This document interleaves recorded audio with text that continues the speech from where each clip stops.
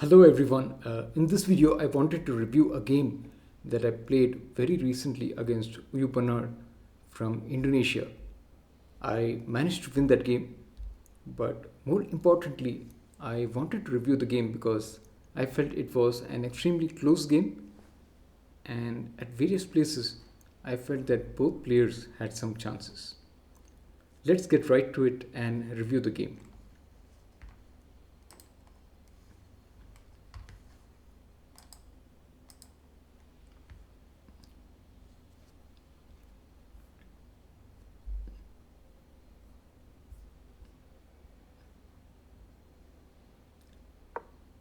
I start with the king's pawn opening as always, and my opponent responds with e5. I move my knight to f3 so that I can attack the e5 pawn.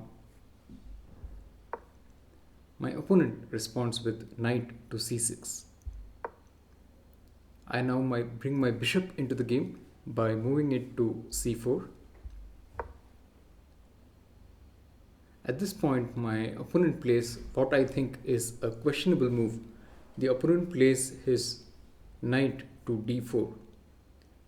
I feel that the opponent could have moved the other knight forward instead of moving this knight to d4. In any case, I decide to take the knight. My opponent takes with his pawn, and the advantages for me is that the opponent does not have his king's pawn now, and I can start putting pressure on this pawn that is now on the queen side.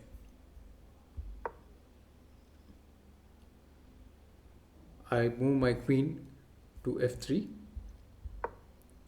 My opponent offers the exchange of the queens. At this point, I decide that instead of moving the queen back, it may be a better idea to just take. So I accept the exchange of the queens.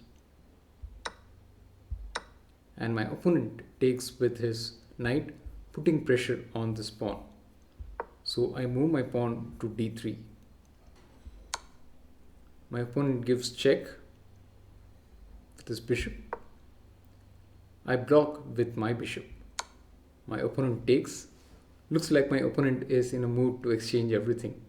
So I have no option but to take. I choose to take with my knight. And at this point, my opponent castles. Now I think this is a slightly questionable move because I am able to attack his pawn on d4, as you can see. I move my knight to b3, putting pressure on this pawn. And my opponent responds by attacking my bishop with the move d5. I take. My opponent gives a check with the rook.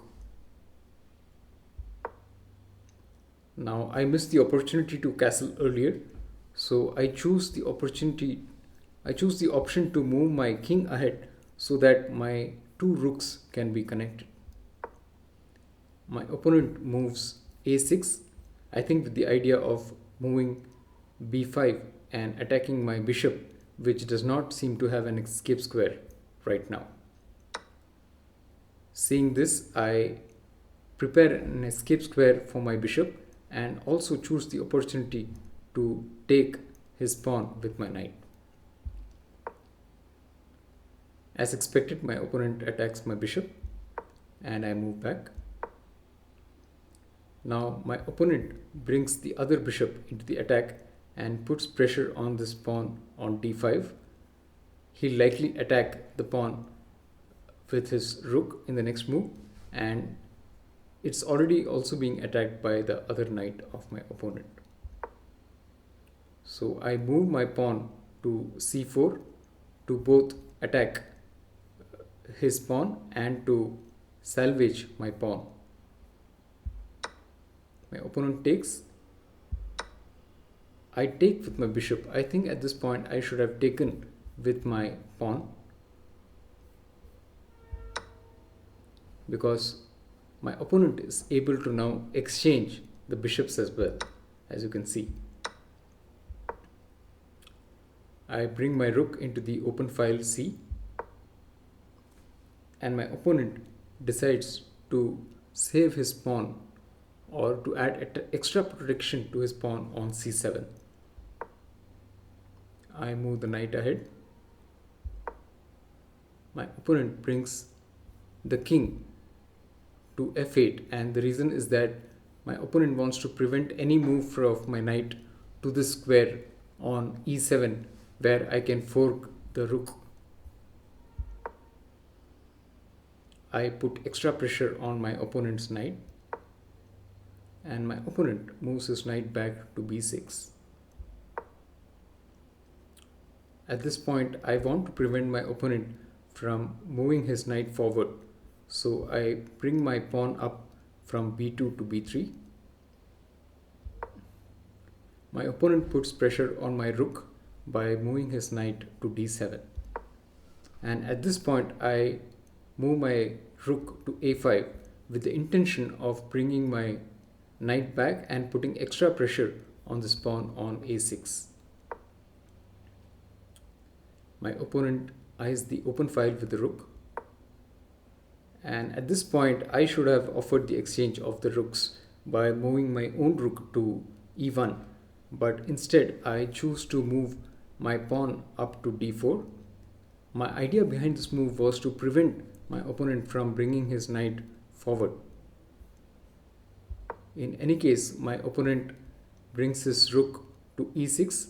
I think this is a good move because it puts pressure on my knight.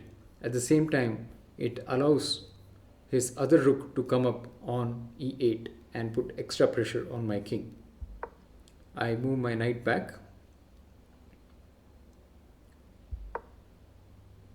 My opponent moves my knight to f6.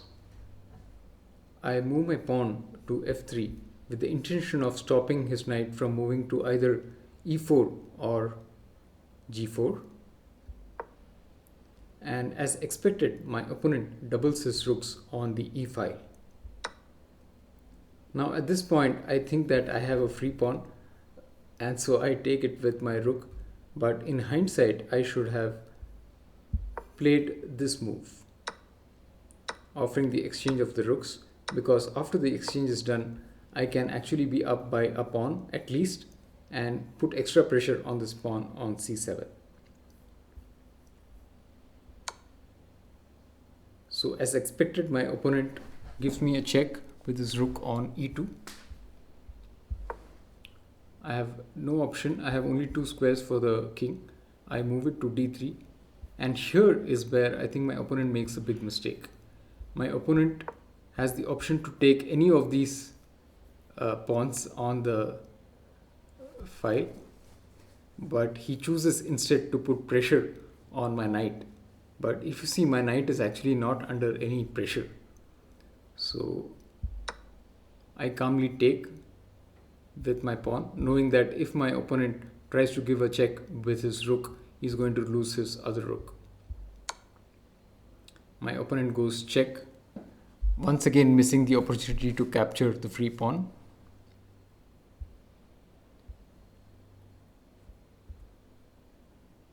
I move my king up to d4, once again keeping it close to his other rook so that any other check from the rook is avoided. My opponent once again moves back to put pressure on my pawns,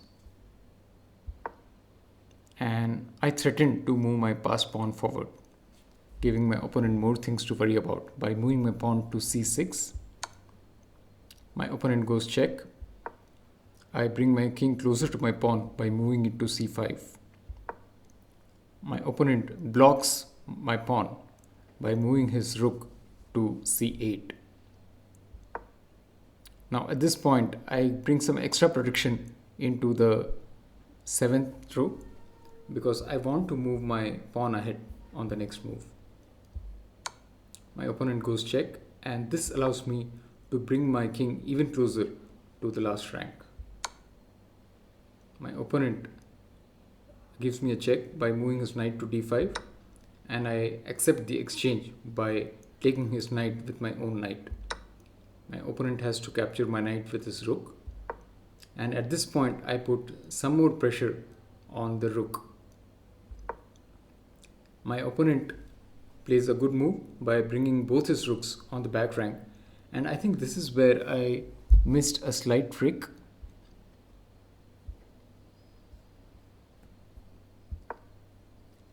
I moved my rook to the c file to provide protection to my pawn. But in hindsight, I should have moved my king back to create an escape square for my king.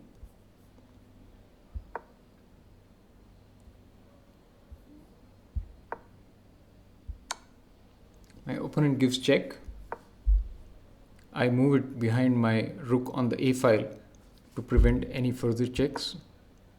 And at this point, my opponent threatens checkmate by moving his rook to d2. And if I do nothing about it, then in the next move, my opponent will take my pawn on a2 and deliver checkmate because my king will have no escape squares. So to prevent this, I move my rook back to a1. And once again, my opponent does not choose the opportunity to take any of these pawns. I move my rook to c7. My opponent gives check. Once again, I move my king close to my opponent's rook. And once again, my opponent brings the other rook to the back rank. Now, if I did not do anything at this point, I was actually facing checkmate because my opponent would have brought his rook to b8 and there would have been no escape square for my king. So very good play by my opponent. However, I spot his move and move my king back to b6. Now there is no checkmate threat. And this check by my opponent's rook allows me to offer my rook for exchange because I know that I have a few passed pawns on this side. My opponent does not accept the exchange.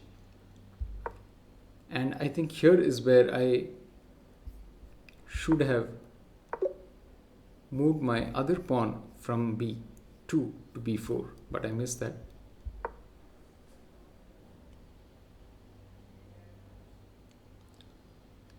My opponent moves the rook to c8. I think my opponent's idea is to bring the other rook to the square d6 and put extra pressure on this pawn. So I move my own rook to c1. And as expected, my opponent moves his rook to d6. Now that I have all the pressure on my opponent's rooks and they can't move away from these files, I start by putting pressure with my a pawn by moving it from a2 to a4. And I think at this point my opponent realizes that there is nothing much he can do to stop me from winning. So at this point my opponent chooses to resign the game. So overall, I think this was a very good game. My opponent plays some good moves, but my opponent seemed to be intent to exchange everything in the beginning and did not focus too much on developing a strong position. That allowed me to galvanize my resources and slowly move my passed pawns up and put pressure on my opponent, thereby leading to the win. So overall, as I mentioned, it was a good game. I am happy. But if you're a grandmaster, of course, you will find better moves than the ones that I played in this game. If you are new to this channel, this is my story of starting from a score of around 1000 on chess.com and slowly working my way up. At one point I had gone up to 1450 as well, but I lost a bunch of games in a row, bringing my score back to 1150, and from there once again my score has been gradually increasing and I'm targeting to reach 1800 in the next 2 to 3 years. So join me in this journey. If you like such content, be sure to subscribe to this channel and click the bell notification icon so that you can be notified whenever I post a new video. As always, thank you for watching. Take care.